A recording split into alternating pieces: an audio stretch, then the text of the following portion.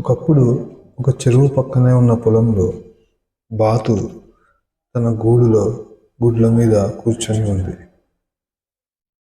అది వేసవి రోజు.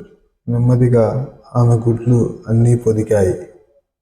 బాతు పిల్లలు అన్నీ క్వాక్ క్వాక్ అని బయటికి వచ్చాయి. కానీ ఒక గుడ్డు మాత్రం పొదగలేదు. తాత బాతు చప్పుడంతా విని తల్లి బాతుని చూడటానికి వచ్చాడు.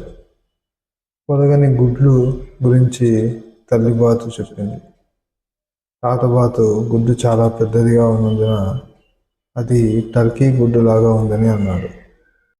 కొన్ని రోజుల నిరీక్షణ తర్వాత పెద్ద గుడ్డు పొదిగింది. ఈ బాతు పిల్ల ఇతరుల మాదిగా లేదు. చూడడానికి పెద్దగా, తెల్లగా మరియు అందవికారంగా ఉంది. తల్లి బాతు పోను పోను బాతు పిల్లల్లో మార్పు వచ్చి మామూలు బాతు పిల్లల అవుతుందని భావించింది. తల్లి బాతు మరియు బాతులు చెరువులో ఈతకు వెళ్ళాయి. మిగతా బాతుల కంటే అందవికారమైన బాతు ఈత బాగా కొట్టింది. దీని గురించి తల్లి బాతు చాలా సంతోషించింది. ఈత కొట్టిన తర్వాత తల్లి బాతు పిల్లల్ని ఆడుకోవడానికి పొలానికి తీసుకువెళ్ళింది. మిగతా జంతువులు వికారమైన బాతు పిల్లను చూసి అతను ఇతర బాతు పిల్లల్లా కనిపించడం లేదని హేళన చేశారు. అది విన్న బాతుకి బాధ కలిగింది. తల్లి బాతు కూడా బాధపడింది. దానితో ఇతర జంతువులను వికారమైన బాతు పిల్లను ఒంటరిగా వదిలేయమని చెప్పింది. తల్లి బాతు తను బాతు పిల్ల ఎంత బాగా ఈదుకుంటూ వచ్చిందో మరియు కొన్ని రోజుల్లో ఇతర బాతు పిల్లల్లాగే అవుతుందని నమ్మకంతో చెప్పింది. రోజులు గడుస్తున్నాయి. తల్లి బాతు మాట ఎవరూ వినలేదు. మిగతా జంతువులు ఇప్పటికీ వెక్కిరిస్తున్నాయి. ఇతర బాతు పిల్లలు కూడా అదే విధంగా చేసేవి. బాతు పిల్ల కలత చెంది ఇకపై పొలం వద్ద ఉండాలనుకోలేదు. ఒక రాత్రి పారిపోయాడు. చాలా దూరం వెళ్ళాడు మరియు బురదతో కూడిన చిత్తడి నేలలో నిద్రపోయాడు.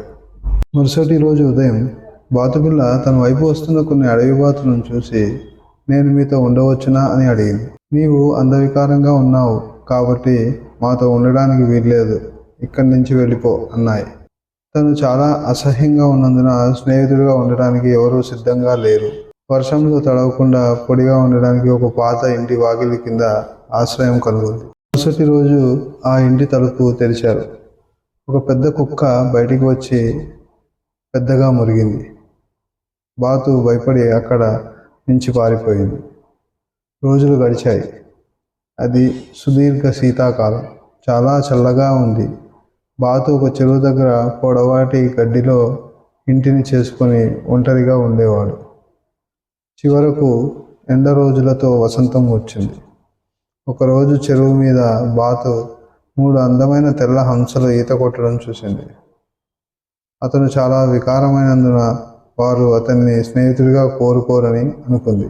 3 హంసలు వికారమైన బాతు పిల్లను చూసి ఈదుకుంటూ అతని దగ్గరకు వచ్చాయి. వారు, హలో కొత్త హంస. ఆశ్చర్యంతో బాతు తనని ఎందుకు హంస అని పిలిచారని అడిగింది. హంసలు నవ్వుతూ, నువ్వు బాతు కాదు, నీటిలో నీ ప్రతిబింబాన్ని చూసుకో అని అన్నాయి. అప్పుడు తన ప్రతిబింబం చూసుకొని ఆనందం పొందింది. తాను ఇకపై ఒక అందవికారమైన బాతు కాదు, తాను ఒక అందమైన తెల్లని హంస. ఆ 3 హంసలు తన స్నేహితులు అయ్యారు. వారితో కలిసి మరియు వారందరూ చెరువులో ఈదారు. తనను తాను తెలుసుకున్న బాతు ఒక అందమైన తెల్లని హంసగా మారింది. ఎంతో సంతోషంగా ఉంది. మిగతా హంసలతో ఆకాశంలో ఎగురుతుంటే నేల మీద పిల్లలు చప్పట్లు కొట్టారు.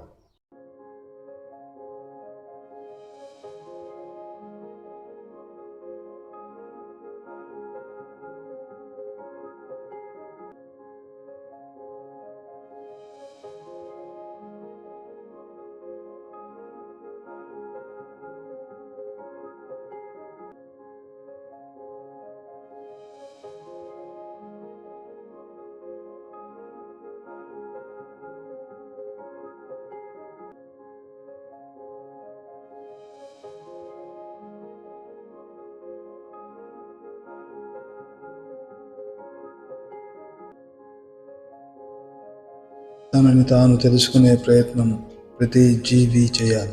అదే పురోభివృద్ధికి తొలిమెట్టు. మీరు తప్పక ప్రయత్నించండి. మీకు మా పోస్ట్ నచ్చినట్లయితే లైక్ మరియు సబ్స్క్రైబ్ చేయండి. మళ్ళీ ఆసక్తికరమైన వీడియోతో మళ్ళీ మీ ముందుకు వస్తాము. సర్వే జనా సుఖినో భవంతు. జై హింద్.